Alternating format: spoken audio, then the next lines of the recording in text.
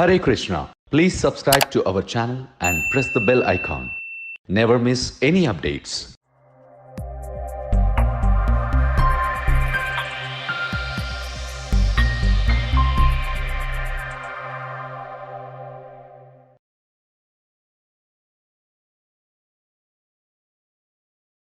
हरे कृष्ण नमा ओं विष्णुपादाय कृष्णभष्टाय भूतले श्रीमते भक्तिवेदांत स्वामी नित्यनामिने नमस्ते सारस्वते देवे गौरवाणी प्रचारिणे निर्विशेष शून्यवादी पाश्चात्य देशतारिणे जय श्री कृष्ण चैतन्य प्रभु नित्यानंद श्री अद्वैत गदाधर श्रीवासादि गौरभक्तवृंद हरे कृष्ण कृष्ण कृष्ण हरे हरे हरे राम राम राम हरे हरे।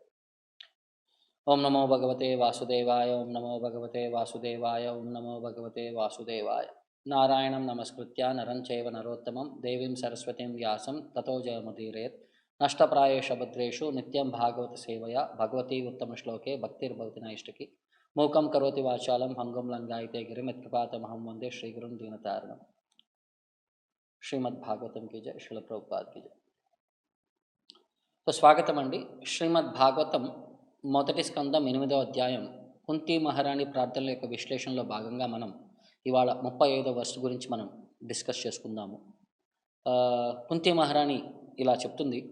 కృష్ణుడి యొక్క అవతారానికి గల మూల కారణం ఆమె ఎక్స్ప్లెయిన్ చేస్తుంది అనమాట. భవేస్మిన్ క్లీశ్యమానానాం అవిద్య కామకర్మభిః శ్రవణ స్మరణార్హాని కరిష్యన్ ఇది కేచన్. ఇది కృష్ణుడి యొక్క మూల కారణం అంటుంది, అవతారానికి గల మూల కారణం అంటుంది. భవే అస్మిన్ అంటే ఈ భౌతిక ప్రపంచంలో అస్మిన్ భవే క్లీశ్యమానానాం ఎవరైతే కష్టపడుతున్నారో, ఎవరైతే ఇబ్బంది పడుతున్నారో, ఎవరైతే అనుభవిస్తున్నారో, నరకాన్ని అనుభవిస్తున్నారో, ఎవరైతే బాధపడుతున్నారో, క్లీశ్యమానానాం దేనివల్ల అవిద్య. అవిద్య అంటే విద్య లేకపోవడం ద్వారా, ఇగ్నోరెన్స్ ద్వారా, మూర్ఖత్వం ద్వారా అవిద్య దేని ద్వారా వస్తుంది? కామ కర్మభిః కామ కోరికల ద్వారా, వాళ్ళు చేసే పనుల ద్వారా అవిద్య కామ కర్మభిః. సో వీరందరినీ ఉద్ధరించడానికి భగవంతుడు శ్రవణ స్మరణ అర్హాని ఆయన గురించి వినటానికి, స్మరించుకోవటానికి, పూజ చేయడానికి కరిష్యన్ ఇది కేచన. ఈ విధంగా కొంతమంది అనుకుంటున్నారు ఆయన ఈ విధంగా ఈ ప్రిన్సిపల్స్ అన్నిటినీ మనుషుల్లో ఉత్తేజపరిచి మనుషులందరినీ కూడా భగవంతుని స్మరించుకునే విధంగా, వినే విధంగా, శ్రవణం వినే విధంగా, అర్హని పూజించుకునే విధంగా ఆయన ఇవన్నీ కూడా వాళ్ళల్లో ఉండే ఈ కోరికలన్నీ కూడా ఆయన పెంపొందించి వాళ్ళందరినీ ఆధ్యాత్మిక ప్రపంచానికి తీసుకెళ్ళడానికి ఒక అర్హత అనేది ఆయన ప్రసాదించటానికి, లేకపోతే ఈ అర్హత సంపాదించిన వారందరినీ ఆధ్యాత్మిక ప్రపంచానికి తీసుకెళ్ళటానికి ఇది భగవంతుడి యొక్క మెయిన్ ఉద్దేశం అని చెప్పి ఇక్కడ మనకి అంటే ప్రభుపాద వారు ఎక్స్ప్లెయిన్ చేస్తున్నారు అనమాట ఈ యొక్క పాయింట్ పైన. సో భగవంతుడి యొక్క మెయిన్ ఆబ్జెక్ట్ ఏంటయ్యా అంటే ఆయన భౌతిక ప్రపంచంలో అవతారం తీసుకోవడానికి ధర్మాన్ని ప్రతిష్టాపించడానికి అనమాట, పునఃప్రతిష్టాపించడానికి. సో మనకి భగవద్గీతలో ఆయన చెప్తాడు 3 కారణాల కోసం భగవంతుడు వస్తున్నాడని అంటున్నాడు అనమాట. పరిత్రాణాయ సాధూనాం వినాశాయ చతుష్కృతాం ధర్మ సంస్థాపనార్థాయ సంభవామి యుగే యుగే. పరిత్రాణాయ సాధూనాం సాధువుల్ని పరిరక్షించడానికి, వినాశాయ చతుష్కృతాం దుష్కృతాం అంటే రాక్షసులైన మనస్తత్వం ఉండే వారందరినీ సంహరించడానికి, వినాశాయ వాళ్ళని నాశనం చేయటానికి, ధర్మ సంస్థాపనార్థాయ ధర్మాన్ని పునఃస్థాపించడానికి, సంభవామి యుగే యుగే మరి ప్రతి యుగంలో కూడా నేను అవతారం తీసుకుంటున్నాను, ఈ 3 ప్రిన్సిపల్స్ బేసిస్ పైన నేను అవతారం తీసుకుంటున్నాను అని అంటున్నారు. సో అలాగే మరి ఈ ధర్మం యొక్క నిర్వచనం ఏంటి? మనం రిలీజియన్ అని చెప్పి మాట్లాడుతుంటాం అనమాట.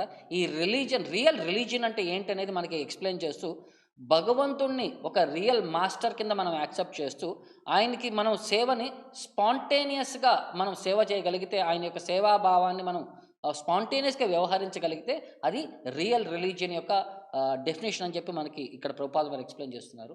తర్వాత అవిద్య అంటే భౌతిక ప్రపంచంలో మన కష్టాలకు గల కారణం ఏంటయ్యా అంటే దాని గురించి చెప్తూ భగవంతుని సేవ చేయకుండా మన ఇంద్రియ సంతృప్తిని కోసం, ఇంద్రియాల కోసం, ఇంద్రియ సంతృప్తి కోసం, మన కోరికల కోసం, మన వాంఛల కోసం మన జీవితాలన్నీ కూడా వీటి వెనకాల మనం పరిగెడుతుంటే దాన్ని అవిద్య అంటారు. బట్ భగవంతుడి యొక్క కృప ఏంటయ్యా అంటే మనకి మనలో ఉండే ఈ ప్రపంచిటీస్ అన్నిటిని కూడా, ఈ చెడు ప్రపంచిటీస్ అన్నిటిని కూడా ఆయన ప్యూరిఫై చేసి మనల్నందరినీ ఆధ్యాత్మిక ప్రపంచానికి తీసుకెళ్ళటానికి, మనల్నందరినీ ఈ భౌతిక అజ్ఞాన అంధకారంలో నుంచి మనల్నందరినీ పైకి తీసి ఆధ్యాత్మిక ప్రపంచానికి తీసుకెళ్ళడానికి భగవంతుడు ఆయన అవతారం తీసుకుంటున్నాడని చెప్తున్నారనమాట. సో దీని యొక్క పాయింట్ని మనకి భాగవతంలో already one of the question వాళ్ళు అడిగారనమాట. ఫస్ట్లోనే మొదటి చాప్టర్లో మొదటి స్కందం మొదటి చాప్టర్ 12వ వర్స్‌లో కృష్ణుడి యొక్క రావడానికి గల కారణం ఏంటి అని చెప్పి వాళ్ళు ప్రస్తు సూత జానాసి భద్రంతే భగవాన్ సాత్వతాం పతిః దేవక్యాం వసుదేవస్య జాతో యశ చికీర్షయ. దేవాది దేవుడైన శ్రీకృష్ణుడు వసుదేవ దేవకుల యొక్క సంతానం కింద రావటానికి మూల కారణం ఏంటి అని చెప్పి వాళ్ళు ప్రశ్నించగా, సో ఇది వన్ ఆఫ్ ది మెయిన్ కారణం అని చెప్పి ఇంకొక దాని యొక్క ఆన్సర్. ఇలాంటి వర్సెస్ చాలా ఉన్నాయి. ఇలాంటి వర్సెస్ భగవంతుడు సత్వగుణంలో ఉన్నవారిని, శుద్ధ సత్వగుణంలో ఉన్నవారిని ఆధ్యాత్మిక ప్రపంచానికి తీసుకువెళ్ళటానికి, సత్వగుణంలో ఉండే వారందరినీ కూడా ఆయన వైపు అట్రాక్ట్ చేసుకోవటానికి, శ్రవణ స్మరణ అర్హని ఇవన్నీ కూడా ప్రిన్సిపల్స్ అన్నీ అవి రీజెన్యువేట్ చేయడానికి అవన్నీ కూడా మనం మర్చిపోయామన్నమాట. భగవంతుడి యొక్క సేవ అనేది మనం సేవాభావాన్ని మర్చిపోయి మనం భౌతిక ప్రపంచంలో మనమే ఒక మాస్టర్ కింద వ్యవహరించేటప్పుడు మనల్ని ప్యూరిఫై చేసి మనల్ని మళ్ళీ పునఃస్థాపించడానికి, మన యొక్క పొజిషన్కి తీసుకొచ్చి మనం ఆ పొజిషన్లో ఎంగేజ్ అవ్వడానికి ఆయన ఒక ఆపర్చునిటీ మనకు అనేది ఇస్తున్నారనమాట. ఇంకోటి ఏంటంటే, భౌతిక ప్రపంచంలో బ్రహ్మదేవుడి దగ్గర నుంచి ఒక చిన్న జంతువు వరకు కూడా, ఒక చిన్న చీమ వరకు కూడా ప్రతి ఒక్కళ్ళు కూడా ఈ భౌతిక ప్రపంచం యొక్క నేనే అధిపతినన్న భావంలో వ్యవహరిస్తుంటారు. బ్రహ్మదేవుడు అనుకుంటాడు ఈ సృష్టికి నేనే ఇన్ఛార్జ్ని, నేను ఈ సృష్టిని బాగా మెయింటైన్ చేయాలి, దాన్ని బాగా సృష్టించాలి, దాన్ని మొత్తం డెకరేట్ చేయాలి, నేను అన్ని ఫెసిలిటీస్ ప్రొవైడ్ చేయాలని చెప్పి ఒక బ్రహ్మదేవుడు అనుకుంటాడు. ఒక చిన్న చీమ చూడండి, ఒక ఎక్కడో ఒక కన్నంలో నేను ఒక మంచి హోల్ చేసుకోవాలి, నా జీవితాన్ని నేను నా ఉండే వాతావరణం అంతా కూడా నేను అన్ని అరేంజ్మెంట్స్ చేసుకోగలగాలి, నా యొక్క లైఫ్ని చాలా ప్రశాంతంగా చూసుకోవాలని చెప్పి ఒక చిన్న చీమ కూడా అదే ఆలోచిస్తుంది. సో బ్రహ్మదేవుడు ఒకేలాగా ఆలోచిస్తున్నాడు, ఒక చీమ కూడా అలానే ఆలోచిస్తుంటాడు. ఇది భౌతిక ప్రపంచం యొక్క ఒక రోగం అన్నమాట. మనం అందరం కూడా ఎంత సంతోషంగా ఉందామని చెప్పి అనుకుంటాం, కానీ ఇక్కడి నుంచి ఎంత తొందరగా వెళ్ళిపోవాలని చెప్పి ఆలోచించట్లేదు అనమాట. సో అలాగే బ్రహ్మదేవుడు ఈ సృష్టి అంతా కూడా, ఈ యూనివర్స్ అంతా కూడా, ఈ విశ్వాన్నంతా కూడా ఎలా క్రియేట్ చేయాలి అతను ఆలోచిస్తుంటాడు. మనం నాకుండే ఆస్తితో, నాకుండే ప్లేస్లో ఒక ఇల్లుని ఎలా కట్టుకోగలగాలని నేను ఆలోచిస్తున్నాను. అలాగే ఒక చీమ కూడా ఈ కన్నంలో దూరి దాని యొక్క ప్రశాంతమైన ప్లేస్ని ఎలా నిర్మించుకోవాలని చెప్పి అది ఆలోచిస్తుంది. సో ప్రతి ఒక్క జీవికి కూడా ఆలోచన ఒకటే, అన్నిటి యొక్క విధానం ఒకటే, ఈ భౌతిక ప్రపంచంలో ఎలా సుఖ సంతోషాలతో ఉండాలి అని చెప్పి. కానీ సుఖ సంతోషాలతో ఉండగలమా? క్లీశ్యమానానాం, కష్టపడాల్సిందే. మనం సంపాదించిన తర్వాత దాన్ని మనం అనుభవించగలమా అని చెప్పి కూడా మనకి అర్హతలే ఉండకపోవచ్చు. సో మనం కష్టపడాల్సిందే భౌతిక ప్రపంచంలో మనం అని చెప్తూ ఫుల్ ఆఫ్ యాంగ్జైటీ, మన జీవితం అంటేనే ఫుల్ ఆఫ్ యాంగ్జైటీ, టెన్షన్తోనే మనం బతకాల్సి వస్తుందన్నమాట. సదా సముద్విగ్న ధియాత్ అసద్గృహాం అంటే ప్రహ్లాద్ మహారాజ్ని వాళ్ళ తండ్రి అడిగినప్పుడు, ఏంటి నువ్వు సారాంశం ఏం నేర్చుకున్నావంటే తత్సాధుమన్యే అసురవర్య దేహినాం. వాళ్ళ తండ్రిని అంటున్నాడు అనమాట, నువ్వు అసురవర్య, ఓ బెస్ట్ ఆఫ్ ది అసురాస్ అని అంటున్నాడు అనమాట. తత్సాధుమన్యే, నా ఒపీనియన్ ఏంటయ్యా అంటే తత్సాధుమన్యే అసురవర్య దేహినాం సదా సముద్విగ్న ధియాం అసద్గృహాం. భౌతిక ప్రపంచంలో అందరూ కూడా అసద్గృహాం, ఈ శరీరాన్ని, అసత్తైన ఈ శరీరాన్ని శాశ్వతమైన ఈ శరీరం అని చెప్పి వాళ్ళు అనుకుంటున్నారు. దాన్ని వ్యయ ప్రయాసాలు చేస్తూ దాన్ని కాపాడటం కోసం వ్యయ ప్రయాసాల్లో వాళ్ళు నిమగ్నమయ్యి వాళ్ళ జీవితాలన్నీ వాళ్ళు నాశనం చేసుకుంటారని చెప్తున్నారనమాట. సదా సముగ్ధ విఘ్న ధియాం, ఎప్పుడు కూడా వాళ్ళు యాంగ్జైటీలో ఉంటారనమాట. ఎప్పుడు కూడా ప్రతి క్షణం దీనికి ఏమైపోతుంది, దీన్ని ఎలా కాపాడుకోవాలి, దాన్ని ఎలా పరిరక్షించుకోవాలి, వేరే వాళ్ళ దగ్గర నుంచి నేను ఎలా ముందుకు వెళ్ళగలగాలి, నేను బెస్ట్ అని చెప్పి ఎలా చేయాలి చెప్పి ఎప్పుడు కూడా యాంగ్జైటీలో ఉంటారనమాట. సో ఎందుకు వీళ్ళంతా ఇంత కష్టపడాల్సి వస్తుందన్నమాట? అవిద్య కామ కర్మభిహి. వారికి భగవంతుడి యొక్క తత్వం గురించి తెలియకపోయేసరికి భౌతిక ప్రపంచంలో వాళ్ళు అజ్ఞాన అంధకారాల్లో వాళ్ళు నిమగ్నమైపోయి ఒక మూర్ఖులు, ఒక వేస్ట్ ఫెలోస్ లాగంటే ఫూల్స్ అండ్ రాస్కెల్స్ అని చెప్పి ప్రభుపాద వారు ఎగ్జాక్ట్ వర్డ్ వాడతారు అనమాట. సో ఆ విధంగా మనం వ్యవహరిస్తున్నమాట. ఇంకోటి ఏంటంటే అవిద్య అనేది విద్యకి కంప్లీట్గా ఆపోజిట్ అనమాట. ఎలాగంటే మనకి సో కృష్ణుడి యొక్క తత్వం అర్థం చేసుకోకపోతే మనమంతా కూడా ఈ భౌతిక ప్రపంచం యొక్క అవిద్య అంధకారంలో మనం బందీ అయిపోయామని చెప్తున్నామన్నమాట. ఏ విధంగా అంటే నేను ఈ శరీరానికి పర్ఫెక్ట్గా నేను ఎలా మెయింటైన్ చేయగలగాలి, ఈ శరీరం యొక్క అన్ని బెస్ట్ కంఫర్ట్స్ ఎలా చూడగలగాలి అని చెప్పి ఒక భావం ఉంటే అది అజ్ఞాన అంధకారాల్లో పర్ఫెక్ట్ నిమగ్నమై ఉన్నామన్నమాట. తర్వాత కామ, మన కోరికలతో అపరిమితమైన కోరికలు, ఆశ, అత్యాశ, దురాశ. మనం అంటే కోరికలన్నీ కూడా దురాశ లెవెల్‌లో ఉంటాయన్నమాట. అవి ఎప్పటికీ తీరవు. వాటి వెనకాల మనం పరిగెడుతూ మన జీవితాలను కూడా మనం కోల్పోతుంటామన్నమాట. ప్లస్ మనం చేసే కర్మభిహి. ఎందుకంటే మన కోరికలు అలా ఉన్నాయంటే, మన కోరికలను సాధించడానికి మనం చేసే కర్మలు కూడా అవన్నీ కూడా మనల్ని భౌతిక ప్రపంచంలో బందీ చేసే విధంగానే ఉంటాయి. మనల్ని ముక్తులను చేసే విధానంలో అవి వ్యవహరించవన్నమాట. సో, కానీ భగవంతుడు ఒక అవకాశాన్ని ఇస్తున్నాడు. శ్రవణం, కీర్తనం, విష్ణు స్మరణం, పాదసేవనం. ఈ నవవిధ భక్తిలో ఏదో ఒక విధంగా మనం భగవంతుని కనెక్ట్ చేయగలిగితే ఈ భౌతిక ప్రపంచం నుంచి తొందరగా బయటపడగలం. ఆధ్యాత్మిక ప్రపంచం వెళ్ళటానికి మనం ఈజీగా అర్హత పొందగలం అని చెప్పి ఆయన ఈ నవవిధ భక్తిని ఆయన సజెస్ట్ చేస్తున్నాడు.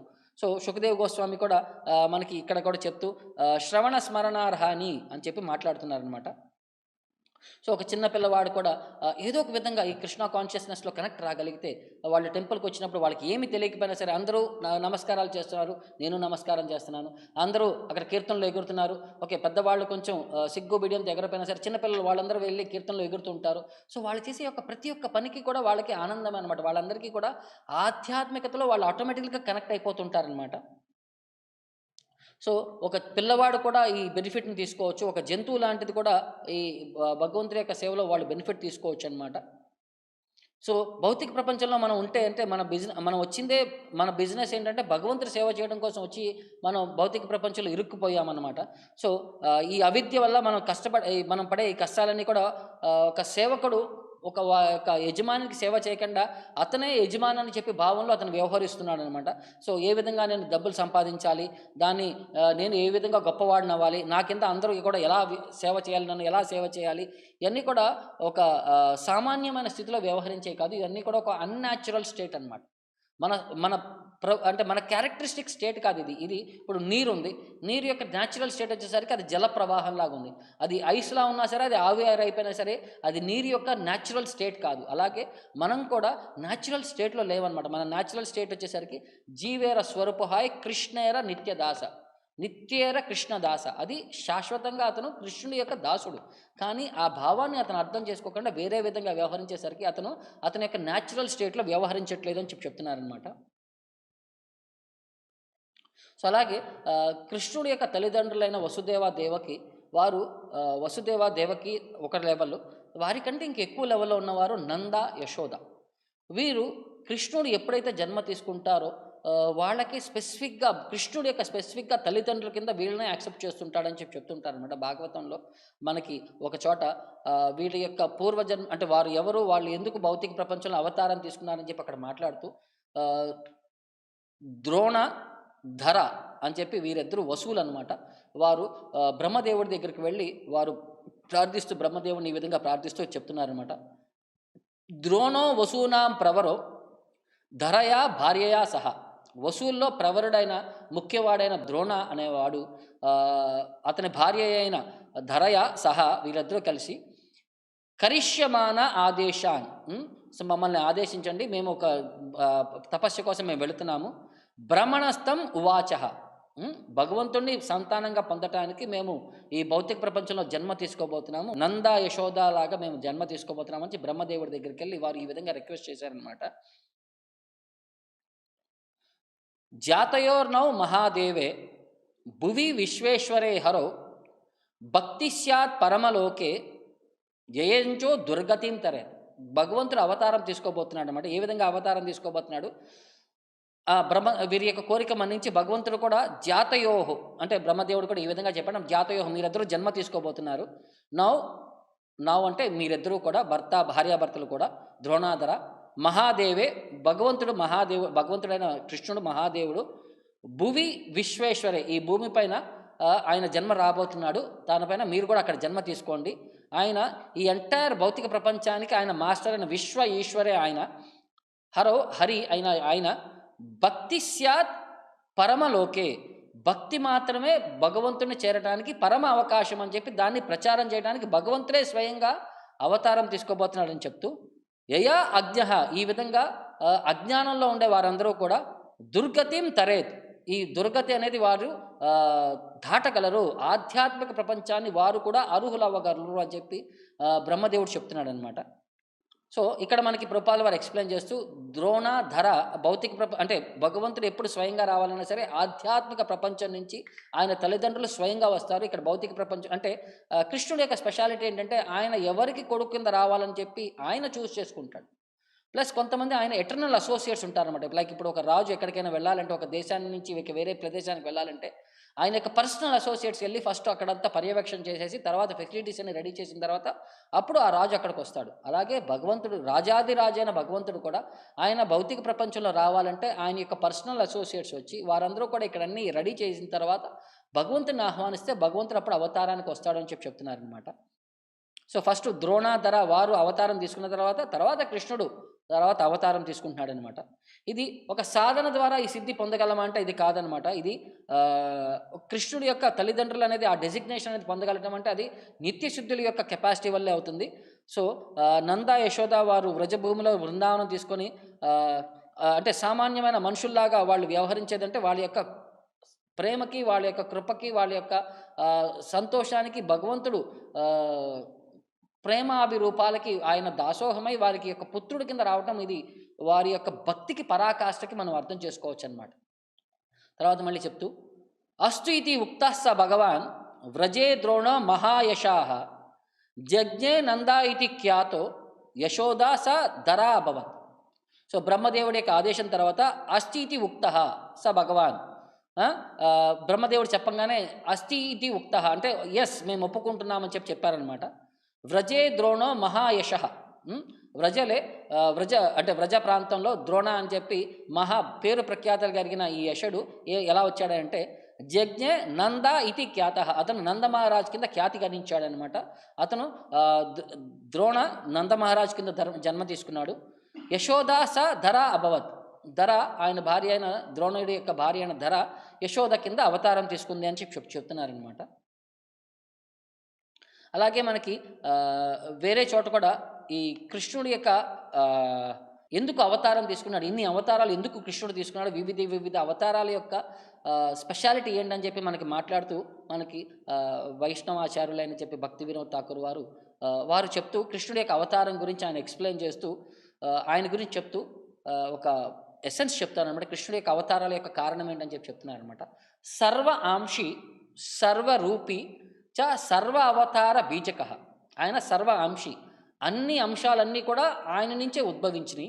సర్వరూపి, అన్ని రూపాల యొక్క మూల రూపం ఆయన. సర్వ అవతార బీజక, అన్ని అవతారాలకి బీజం ఆయన అని చెప్తూ కృష్ణస్తు భగవాన్ సాక్షాన్. సో భగవంతుడైన కృష్ణుడు సాక్షాత్ భగవంతుడు. నా తస్మాత్ పర ఏవహి, ఆయనకు మించి ఇంకొక వేరే సుపీరియర్ ఇంకే ఆలోచనే లేదు.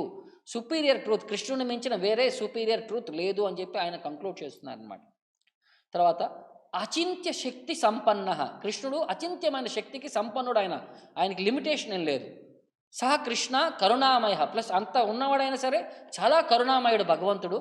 భౌతిక ప్రపంచంలో కష్టపడే జీవులందరి కోసం వీళ్ళ కష్టాన్ని ఆయన అనుభవిస్తూ వారిని ఏ విధంగా ఉద్ధరించాలని చెప్పి భగవంతుడు కూడా ఆలోచిస్తుంటాడు అనమాట. సా కరుణామయ మాయాబద్ధస్య జీవస్య, ఎందుకు కష్టపడుతున్నారంటే మాయా మనల్ని భౌతిక ప్రపంచంలో బంధించి వేసిందనమాట. మాయ మనం చేసే వ్యవహారాల వల్ల ఆమె మనల్ని కూడా ఇప్పుడు జైల్లో పెడితే జైలర్ ఎలాగా జైల్లో ఉండే వాసులందరినీ ఎలా బంధించి వేశాడో మనల్ని కూడా భౌతిక ప్రపంచంలో మాయా బంధించి వేసిందనమాట. మాయాబద్ధస్య జీవస్య క్షేమాయ యత్నవాన్ సదా, ఆయన ఎప్పుడు ప్రయత్నిస్తూనే ఉంటాడనమాట. క్షేమాయ, వీళ్ళకి మంచి ఎలా చేయాలి, ఈ భౌతిక ప్రపంచంలో అజ్ఞాన అంధకారంలో బందీ అయిపోయిన ఈ జీవులందరినీ ఎలా ఉద్ధరించాలి, వారందరినీ ఎలా ఆధ్యాత్మిక ప్రపంచానికి అర్హులు చేయాలని చెప్పి భగవంతుడు కూడా భగవంతుడు కూడా ఈ విధంగానే ఆలోచిస్తూ ఉన్నాడని చెప్తున్నారనమాట. యద్యద్ భాగవతో జీవ తత్తద్ భాగవతో హరి, ఎలాంటి రూపం జీవులు తీసుకున్నా సరే ఆ రూపానికి అనుసరించి భగవంతుడు కూడా అలాంటి రూపాన్ని భగవంతుడు కూడా అనుసరిస్తున్నాడు. అవతీర్ణ స్వశక్తియ, ఆయన స్వశక్తి ద్వారా ఆయన అవతారం తీసుకున్నాడు అనమాట. అలాంటి తీసుకుని ఆయన ఏం చేస్తున్నాడు అనమాట. క్రీడతీవ జనై సహ, ఆ మనుషులతో ఆయన అవతారం తీసుకున్నప్పుడు ఒక లీలా పాస్ టైమ్స్ ఆయన ఆడుకునే విధంగా ఆయన లీలలన్నీ కూడా ఇలా వ్యవహరిస్తున్నాడని చెప్తున్నారు అనమాట.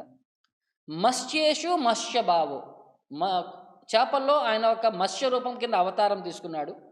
కచ్చపే కూర్మ రూపక, రెప్టైల్స్లో ఆయన ఒక కూర్మ రూపం కింద వచ్చాడు. మేరు దండయుతే జీవే వరాహ భావవాన్ హరిహి. యానిమల్స్లో ఎప్పుడైతే ఒక స్పైన్ డెవలప్ అయిందో, ఒక వెన్నుపూస డెవలప్ అయిందో, వాళ్ళలో ఆయన వరాహ రూపం కింద వచ్చాడంట. అప్పుడు లివింగ్ ఎంటిటీస్ ఎప్పుడైతే ఒక స్పైన్ డెవలప్ చేసుకున్నారో, తర్వాత నరసింహో మధ్యభావోహి. ఇప్పుడు మనుషులు కాదు, ఇతడు జంతువులు కాదు, మధ్యలో వ్యవహరించే సమయంలో భగవంతుడు నరసింహస్వామి కింద అవతారం తీసుకున్నాడు అనమాట. వామన క్షుద్ర మానవే, మనుషులు ఎప్పుడైతే చాలా పొట్టివారుగా ఉన్నాడో అప్పుడు భగవంతుడు వామన రూపంలో వచ్చాడంట.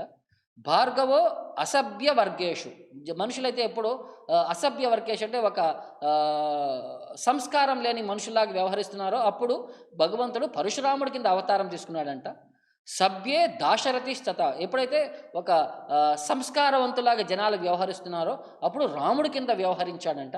తర్వాతే సర్వ విజ్ఞాన సంపన్నే కృష్ణస్తు భగవాన్ స్వయం, ఎప్పుడైతే జనాలందరూ కూడా ఒక సర్వ విజ్ఞానానికి అంటే అందరూ కూడా గొప్ప భక్తులై ఆధ్యాత్మికంగా హయ్యెస్ట్ స్టేజ్లో ఉన్నప్పుడు, గొప్ప భక్తుల రూపంలో ఉన్నప్పుడు భగవంతుడు అక్కడ అవతారం, కృష్ణుడే స్వయంగా అవతారం తీసుకున్నాడు అనమాట.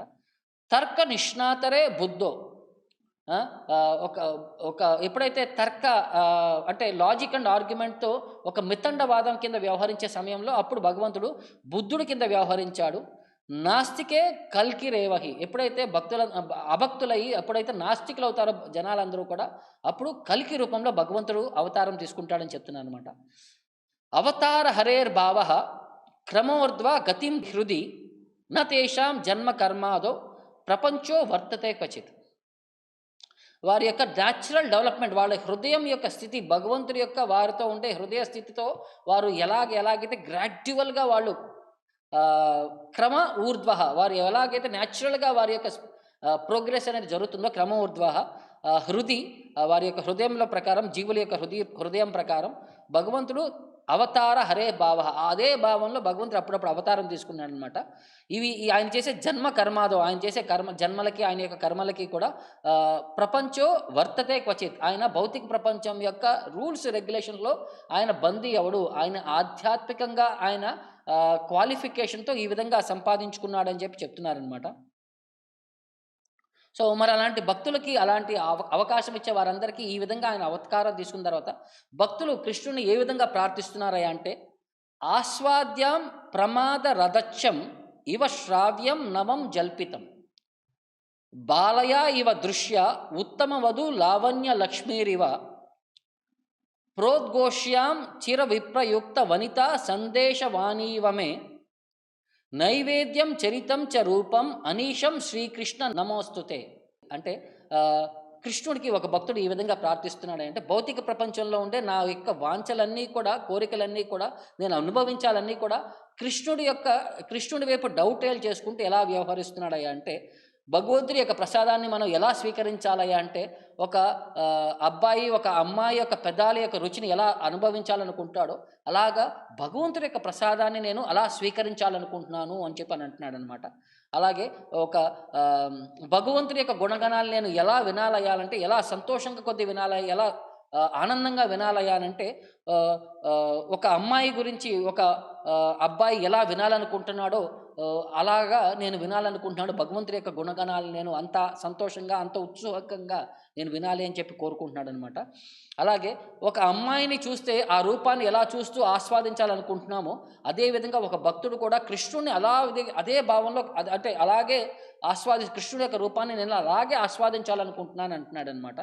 సో ఇంకోటి అంటే ఒక సుందరమైన అమ్మాయి పెళ్లి చేసుకున్న తర్వాత భర్త ఎలాగైతే ఆమె యొక్క సౌందర్యాన్ని చూస్తూ ముగ్ధ మనోహరంగా వ్యవహరిస్తుంటాడో అలాగ భగవంతుడి యొక్క అలంకారాన్ని చూసిన తర్వాత మనం కూడా అలాగే అట్రాక్ట్ అవ్వాలి భగవంతుడి యొక్క అలంకారానికి. ఒక హస్బెండ్ ఎలాగైతే అతని యొక్క కొత్త భార్యకి ఎలా అట్రాక్ట్ అయ్యి ఉంటాడో మనం కృష్ణుడికి ఆ విధంగా అట్రాక్ట్ అవ్వాలని చెప్పి చెప్తున్నాడు అనమాట. అలాగే భగవంతుడి యొక్క నామాన్ని ఎలా జపం చేయాలి అని చెప్తూ ఒక ప్రియుడికి ఒక లెటర్ రాసినప్పుడు అతను ఎలాగ గట్టిగా చదువుతూ ఆ లెటర్లో నుంచి ఆ ప్రేయసి యొక్క భావాల్ని అతను ఎలా అర్థం చేసుకుంటూ ఆమెను ఎలా ఊహించుకుంటూ ఉంటాడో కృష్ణుడిని మనం ఆ విధంగా జపం చేస్తున్నప్పుడు కృష్ణుడిని మనం ఆ విధంగా ఊహించుకుంటూ కృష్ణుడిని మనం అంటే కృష్ణుడు కూడా ఆ విధంగానే నేను స్మరించుకోవాలి, భగవంతుడి యొక్క నామాన్ని ఆ విధంగా జపం చేయాలి అని చెప్పి భక్తులు కోరుకుంటూ ఉంటారనమాట. సో, ఇది మనకి చాలా ఇంపార్టెంట్. ఎందుకంటే ఈ భావాన్ని గనక మనం పెంపొందించుకోగలిగితే ఆధ్యాత్మికంగా మనం అర్హులవుతాము మనం వెళ్ళటానికి అని చెప్తారనమాట. సో, ఈ అర్హులవటానికి మనకి చాలా ప్లేసెస్ అనేది మనకి ఇంపార్టెంట్ అనమాట. అంటే మనం ఎక్కడ ఈ ప్రాక్టీస్ చేయొచ్చు అనుకుంటే అవి హోలీ ప్లేసెస్ అని అంటారు. పుణ్యక్షేత్రాల యొక్క విశిష్టత, దాని యొక్క గొప్పతనాన్ని గురించి మనకు చెప్తూ అవి మనల్ని ఏ విధంగా మనం ఇన్‌ఫ్లూయెన్స్ చేస్తాయని చెప్పి ఒక భావాన్ని మనం అర్థం చేసుకోవచ్చనమాట. లైక్ భగవద్గీతలో కూడా మొదటి వర్స్‌లోనే ధృతరాష్ట్రుడు అడుగుతాడనమాట. ధర్మక్షేత్రే కురుక్షేత్రే సమవేత యుయుత్సవః. అక్కడ అడుగుతున్నాడనమాట. ధర్మక్షేత్రమైన కురుక్షేత్రంలో నా కొడుకులు పాండవులు అందరూ అసెంబుల్ అయ్యారు. ఆ ధర్మక్షేత్రమైన కురుక్షేత్రం యొక్క మనస్తత్వం ఏమైనా నా కొడుకుల పైన పడిందా? వాళ్ళేమన్నా యుద్ధం మానేసి వాళ్ళేమన్నా పాండవులకి వాళ్ళ రాజ్యాన్ని అర్ధరాజ్యాన్ని ఏమైనా ఇచ్చేశారా అని చెప్పి ఒక సంశయాన్ని వ్యక్తపరిచాడనమాట. కిమ్ అకుర్వత, ఏం చేశారు వారు అక్కడ అసెంబుల్ అయిన తర్వాత వారందరూ అక్కడ వచ్చిన తర్వాత వాళ్ళు ఏం చేశారు అని చెప్పి ఈ క్వశ్చన్ చేస్తున్నప్పుడు అతని యొక్క ప్రభుపాద చెప్తారు, ఇది ఒక మూర్ఖత్వమైన క్వశ్చన్ అనమాట. ఎందుకంటే యుద్ధం కోసం ఉత్సాహంగా అక్కడ అరేంజ్మెంట్స్ చేసిన తర్వాత అతను యుద్ధం చేశాడా యుద్ధం చేయలేదా అని చెప్పి ఒక భావాన్ని మనం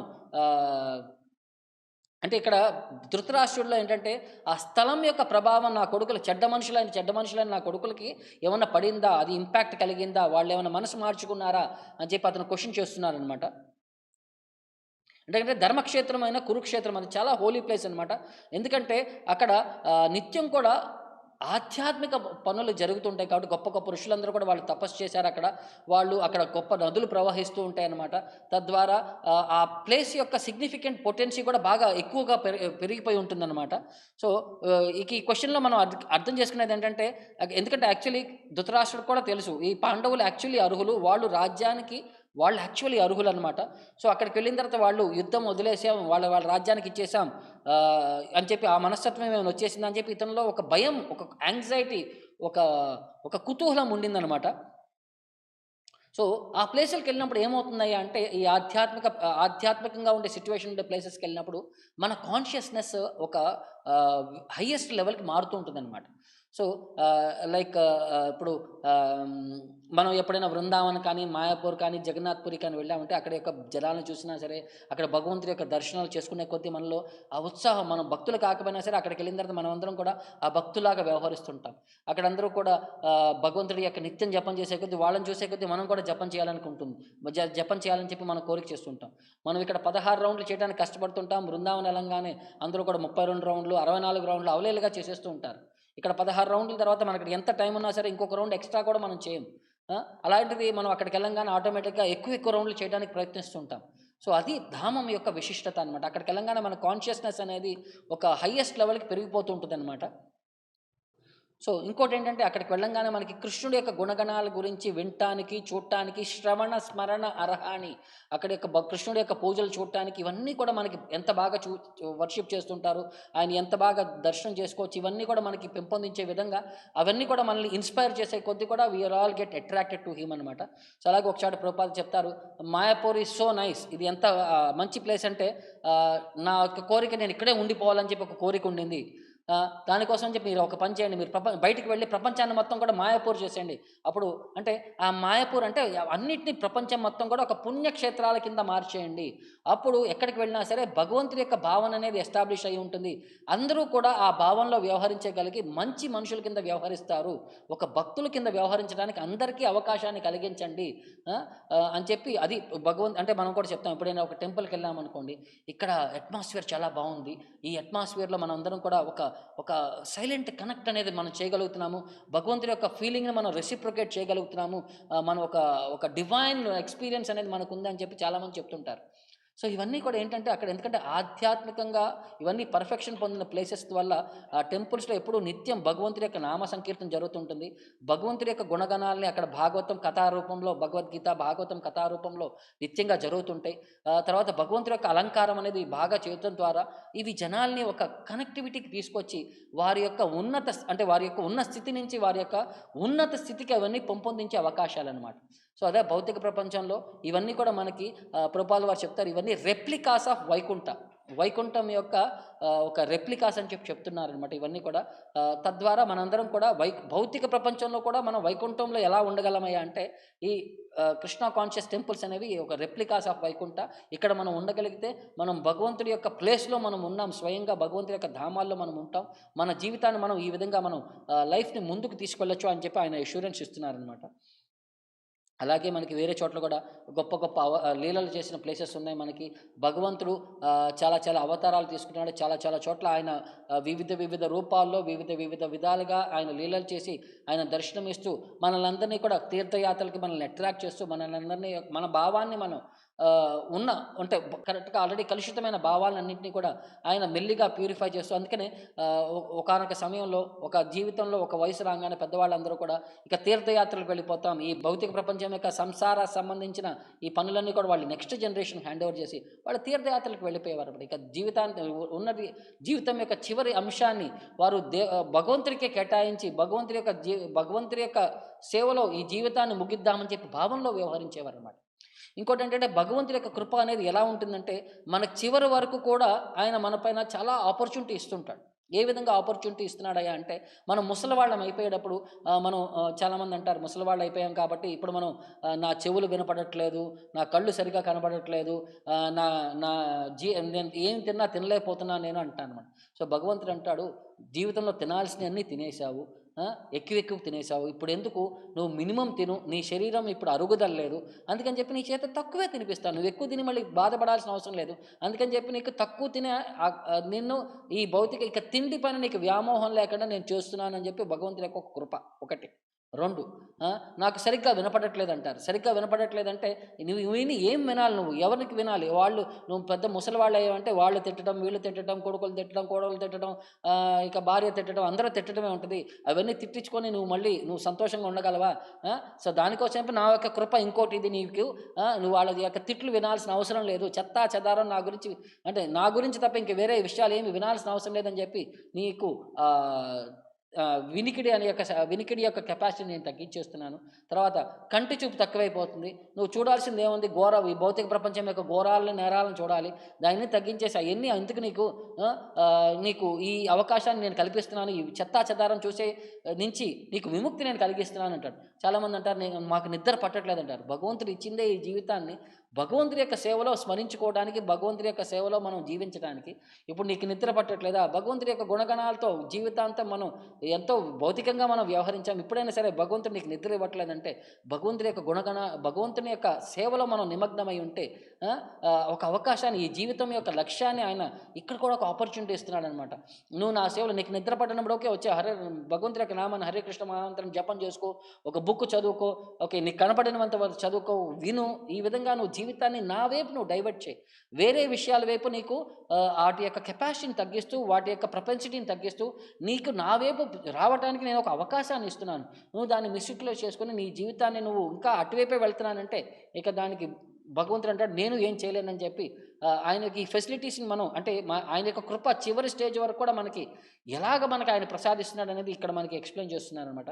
సో అలాగే మనం కూడా ఈ ఫెసిలిటీస్ని మనం ఉన్నంత సమయం మనకి అంటే స్పృహ ఉన్నంత వరకు, ఈ శరీరంలో మన స్పృహ ఉన్నంత వరకు భగవంతుడి యొక్క డైరెక్షన్ వైపు మనం ఫోకస్ చేయగలిగితే మనం పర్ఫెక్షన్ పొందడానికి మనం అర్హులవుతామని చెప్పి ఇక్కడ మనకి ప్రభుపాల వారు చెప్తున్నారనమాట. సో ఆయన యొక్క ఆశీస్సులతో ఆధ్యాత్మికంగా ముందుకు వెళ్ళటానికి మనం ఆయన్ని ప్రార్థిస్తూ కృష్ణ భక్తి అనేది మనకి బాగా ప్రసాదించండి అని చెప్పి కోరుకుంటూ మనం ఇవాళ ఈ సెషన్ని మనం ముగిద్దాము. శ్రీల ప్రభుపాద్ కీ జై, శ్రీమద్ భాగవతం కీ జై, నితాయ్ గౌర్ ప్రేమానంద.